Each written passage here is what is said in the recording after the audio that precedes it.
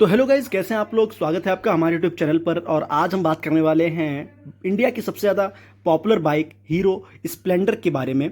और इसमें हम पता करेंगे कि इसका जो माइलेज है उसको हम कैसे इंक्रीज़ कर सकते हैं, कैसे बढ़ा सकते हैं, कौन कौन से ऐसे पॉइंट्स हैं जिन पर हम ध्यान दे के अपने इस स्प्लेंडर के माइलेज को अच्छा और बढ़िया कर सकते हैं। जनरली जो स्प्लेंडर है वो माइलेज देती है 60 to 65, बहुत दे दिया तो 70।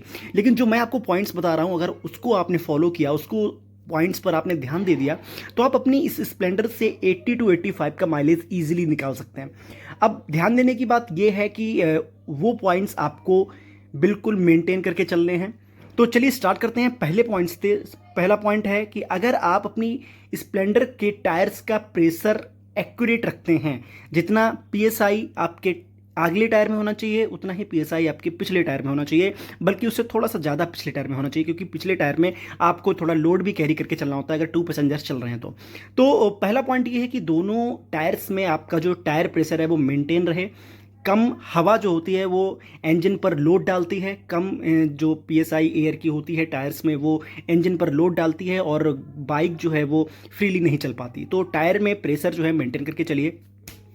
सेकेंड पॉइंट ये है कि जो स्पीड है वो आपको मेंटेन करनी है 50 से 60 के बीच में।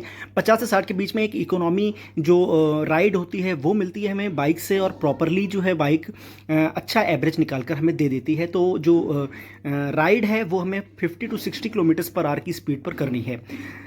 थर्ड पॉइंट की अगर हम बात करें तो सर्विस जो है वो आपको proper time to time service करवानी है, और सर्विस जो है वो एक्यूरेट पीरियड पर होनी चाहिए। यानी कि 1500 के ऊपर गाड़ी चल गई है, 2000 चल गई है, तब आप सर्विस कराने जा रहे हैं तो वो भी आपके इंजन पर इम्पैक्ट डालता है।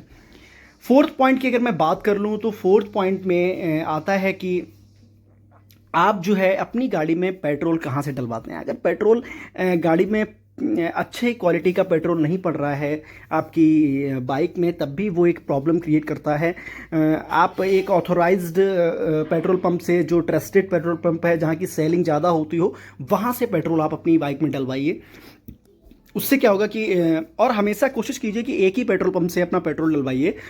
उससे क्या होगा कि जो पेट्रोल की क्वालिटी है वो आपकी बाइक पर इम्पैक्ट नहीं डालेगी। अगर आप कई पंप से पेट्रोल डलवाते हैं तो कई जगह हेरा फेरी भी बहुत होती है और कम क्वांटिटी भी मिलती है, तो उससे पता लगता है कि हमारी गाड़ी कम एवरेज दे रही है।